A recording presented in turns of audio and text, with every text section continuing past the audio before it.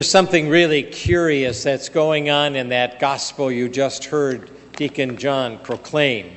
Because you see, in the gospel, there's an event that is something strange to me. What is an unclean, evil spirit doing in a holy place, the synagogue?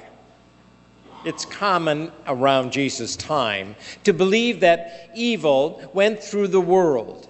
It went through the world in the form of sickness or family trouble or natural disasters, floods, earthquakes, any of those natural occurrences. So why is this unclean spirit taking possession, place, presence in the temple? Because you see, the synagogue, even then, as it is today, was considered a holy place where holy people gathered to honor their God. And in that place now, at least in the scene we have, the Holy One, Christ, is there. He is there to preach, talk about the law, to teach them a new understanding of God's demands, God's invitation, God's way of acting with God's people. And then you have there the Spirit, this evil presence that shouts out, "What have you come here for? What do you want to do with us, Jesus of Nazareth?" That's at least what is recorded of this unclean spirit. And I would suggest that he did not come there, this evil spirit, to hear teaching by Jesus at all. So there must be a lesson here, a lesson by the gospel writer for us, a lesson to take away. And I think it's a lesson about evil. Sometimes you and I have begun to think that we can contain evil to certain places, or we restrict it. So we think of evil only occurring among evil people, or evil only happening in certain places. But this gospel seems to shatter that. It would tell us that that belief is not complete. It's, in fact, rather naive. It's not true. It's trying to teach us something very important about evil in our world and evil in our lives.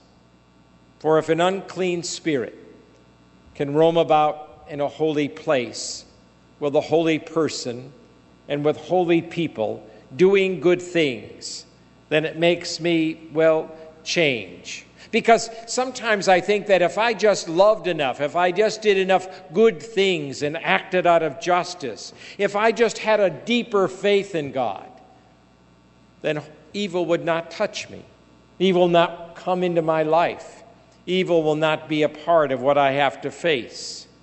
Sometimes I have the mistaken notion that the evil somehow is, a cause of my lack of faith, a cause of me not doing what is right. So I look at the events, I look at someone whom I love and they are very sick, and I think if I would just pray a little more. Or I look at someone whom I care about and they have betrayed my love, or they have broken our covenant and our relationship, and I think, maybe if I had just done a little more justice or prayed a little harder, those things would not have happened.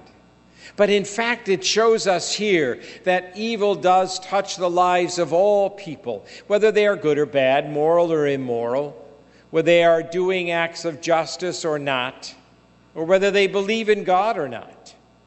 This gospel is telling me that evil has access to people and places indiscriminately.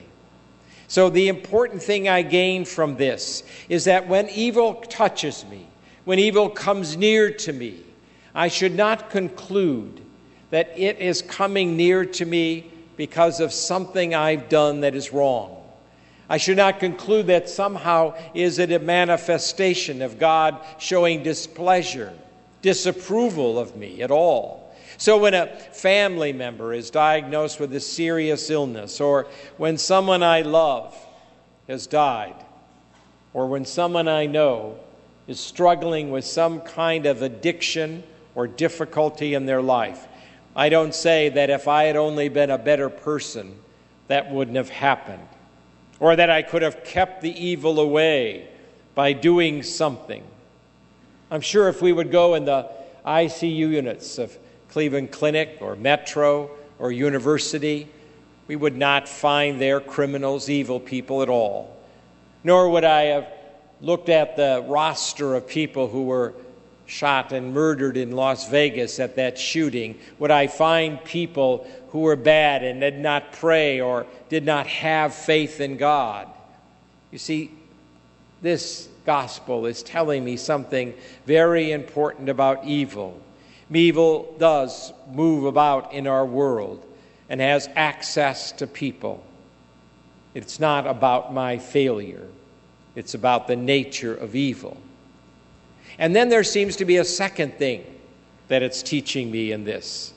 It leads me to recognize that when evil comes into my life, when evil touches me, I don't try to find a strategy how I can prevent it. I cannot. But what I look for is a way to find strength, to confront it, to combat it, to deal with it. And that's an important lesson as well. My faith is so essential at that time because it tells me I may not be able to prevent it, but my faith gives me the ability to confront it, to deal with it, to live with it.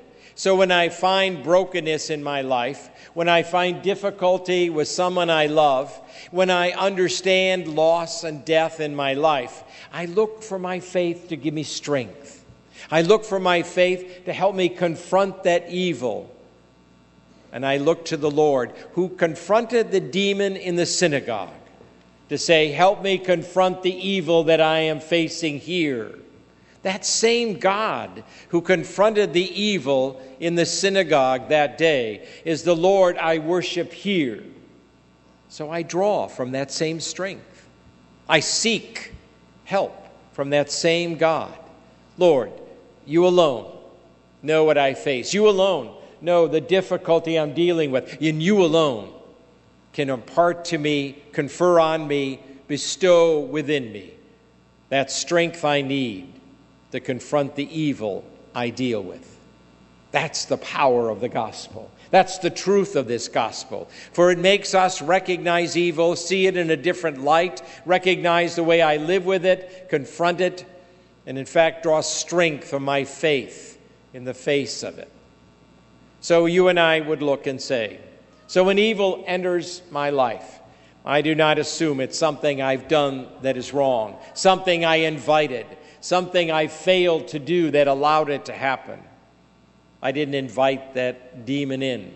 Instead, what I need to do is recognize God's strength, God's power to help me confront it, help me drive out the evil, the demon, just as surely as God had driven it out in the temple.